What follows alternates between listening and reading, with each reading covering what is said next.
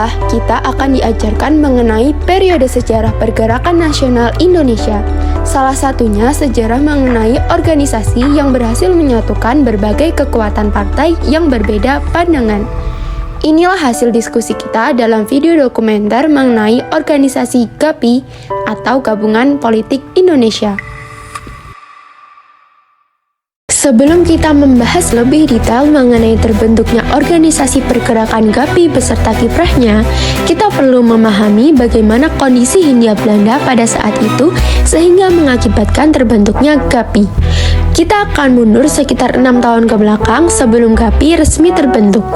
Jadi, pada tahun 1933, pegawai negeri atau Ambtenaar dilarang bergabung dalam Partai Nasional Indonesia dan Partindo oleh pemerintah kolonial Belanda. Kedua partai tersebut telah dibatasi haknya untuk ikut bersidang. Pada saat itu, pemerintah kolonial Belanda juga banyak melakukan penangkapan terhadap tokoh-tokoh pergerakan seperti Soekarno, Muhammad Hatta, Sultan Syahrir, Burhanuddin, dan lain sebagainya. Akibatnya, pergerakan masyarakat menjadi terhambat bahkan terhenti. Lalu, bagaimana GAPI bisa terbentuk jika semua aktivitas pergerakan maupun kegiatan politik dibatasi? Justru karena kondisi seperti inilah yang nantinya mendorong terbentuknya GAPI. Jadi, banyak tokoh Volksraad atau Dewan Rakyat yang memberikan reaksi terhadap sikap pemerintah kolonial Belanda yang makin sewenang-wenang. Salah satunya seperti yang dilakukan oleh Dr. Soetardjo Kartohadikusumo pada 15 Juli 1936 dengan cara mengajukan sebuah petisi kepada Volksraad. Petisi tersebut berisi permohonan Soetardjo pada pemerintah Belanda agar mengadakan sidang permusyawaratan bersama dengan wakil-wakil Nederland dan Hindia Belanda untuk memberikan otonomi pada masyarakat Hindia Belanda atau Bumi Putra. Tujuannya adalah agar masyarakat di Hindia Belanda bisa menjalankan pemerintahannya sendiri selama 10 tahun yang berlandaskan undang-undang mengenai batas-batas wilayah, seperti yang tercantum pada pasal 1 Wong-Wet. Petisi tersebut mendapatkan persetujuan dalam sidang Volksraad hingga akhirnya diserahkan ke Ratu Wilhelmina beserta Menteri dan Parlemen Belanda pada 1 Oktober 1936. Bagaimana nasib petisi Soetardjo setelah disetujui dan diserahkan? Nasib petisi Soetardjo tersebut digantung selama 2 tahun dan baru direspon pada 29 November 1938 dalam sidang Volksraad di Batavia. Respon tersebut didasarkan pada surat keputusan Ratu nomor 40 tanggal 16 November 1938 yang berisi penolakan terhadap petisi yang diajukan oleh Soetardjo. Dampak dari penolakan tersebut adalah pembentukan GAPI. Jadi, karena penolakan tersebut telah membuktikan bahwa Volksraad sebagai parlemen pemerintah Belanda tidak benar-benar serius dalam memenuhi kepentingan dan kemajuan rakyat. Oleh karena itu, GAPI dengan kepanjangan Gabungan Politik Indonesia hadir dengan semboyannya Indonesia Berparlemen sebagai bentuk konsentrasi nasional untuk membentuk parlemen yang lebih mendukung kepentingan Bumi Putra. Organisasi GAPI dibentuk oleh Muhammad Husni Tamrin pada 21 Mei 1939 dengan gabungan dari berbagai partai yang meliputi Parindra, Gerindra, Partai Islam Indonesia, Persatuan Minahasa, Pasundan, dan PSII. Organisasi ini menjadi tempat Bumi Putra untuk mengatasi masalahnya dan menyampaikan aspirasinya.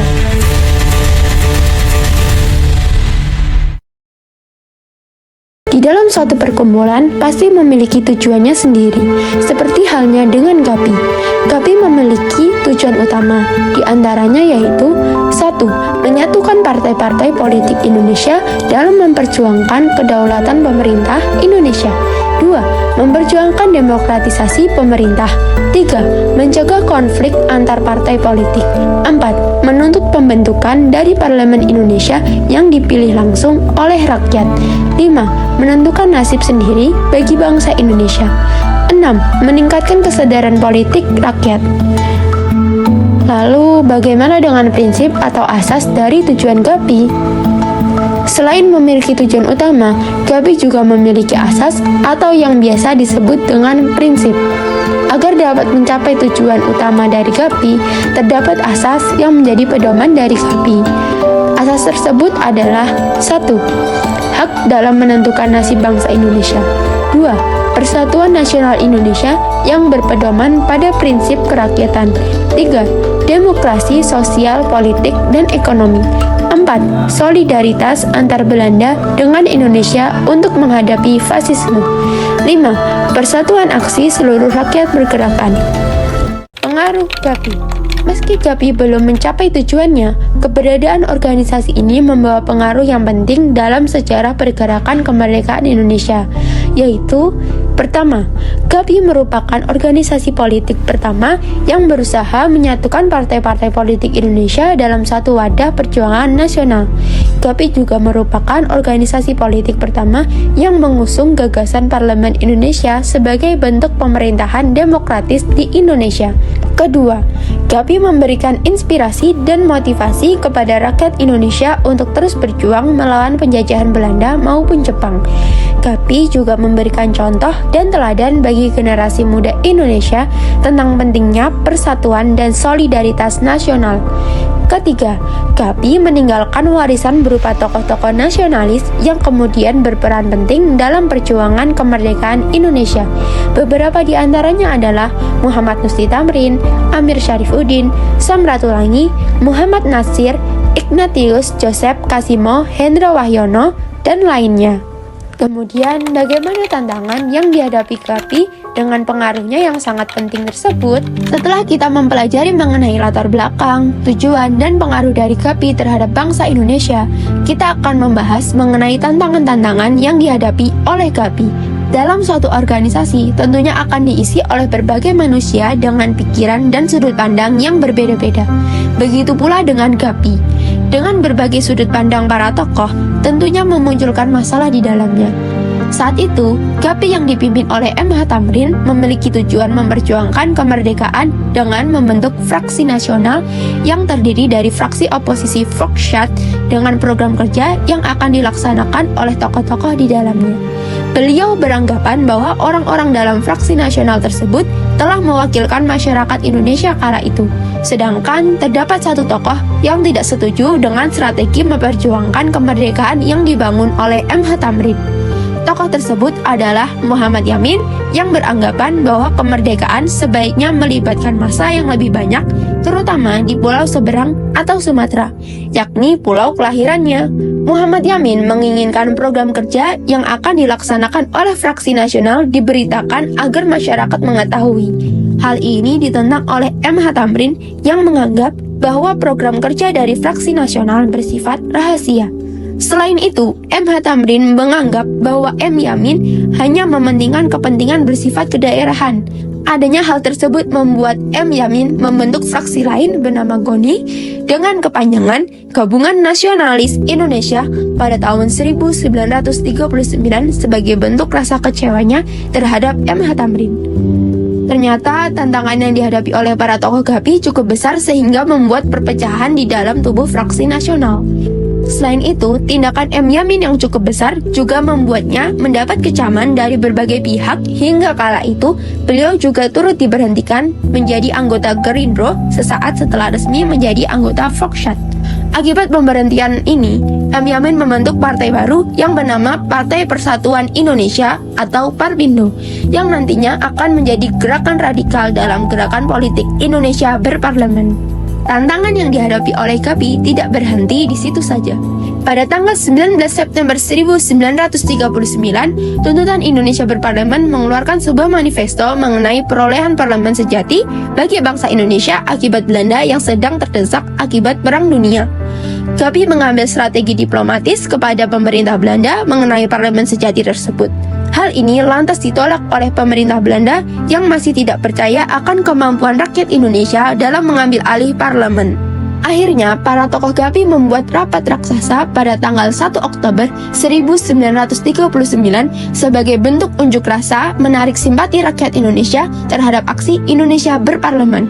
Aksi ini sukses menarik simpati rakyat dan akhirnya para tokoh membentuk panitia Kongres Rakyat Indonesia. Kongres ini berjalan pada tanggal 23 sampai 25 Desember 1939 yang dihadiri oleh 99 organisasi politik. Saat kongres berjalan, terdapat kabar bahwa Goni mengirim surat yang berisi permintaan Parlemen Indonesia kepada pemerintah Belanda. Hal ini membuat konflik baru bagi GAPI karena tindakan Goni yang bersifat tiba-tiba dan radikal. Mengetahui hal ini, pemerintah Belanda semakin ketat dalam menjaga gerak-gerik Indonesia berparlemen dan menolak semua usulan mengenai aksi Indonesia berparlemen. Pemerintah Belanda juga turut menangkap beberapa tokoh yang dianggap membahayakan pemerintah.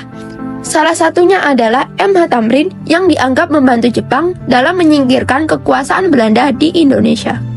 Akhirnya, pada tahun 1941, para tokoh membuat parlemen tandingan pemerintah Belanda dengan menyatukan Partai GAPI, Persatuan Vakbond dan Pegawai Negeri, dan MIAI dalam satu parlemen bernama Majelis Rakyat Indonesia atau MRI. Selain itu, para anggota Volksraad yang tergabung dalam GAPI dan Goni kembali bersatu dan membentuk Fraksi Nasionalis Indonesia atau FRANI. Adanya tekanan-tekanan tersebut berhasil melemahkan pemerintah Belanda. Adanya hal tersebut membuat para tokoh perjuangan membantu MRI merencanakan kongres pada bulan Mei 1942 sebagai bentuk persatuan dalam membentuk satu parlemen sejati di Indonesia.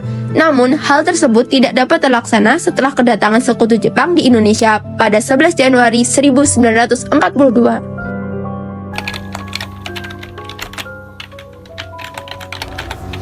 Memahami dinamika Organisasi Gabungan Politik Indonesia atau GAPI, kita dapat melihat bahwa organisasi ini adalah salah satu tonggak penting dalam sejarah perjuangan politik bangsa Indonesia menuju kemerdekaan. GAPI hadir bukan semata-mata sebagai gabungan partai politik, melainkan sebuah bentuk perlawanan yang cerdas dan terorganisir terhadap ketidakadilan sistem kolonial.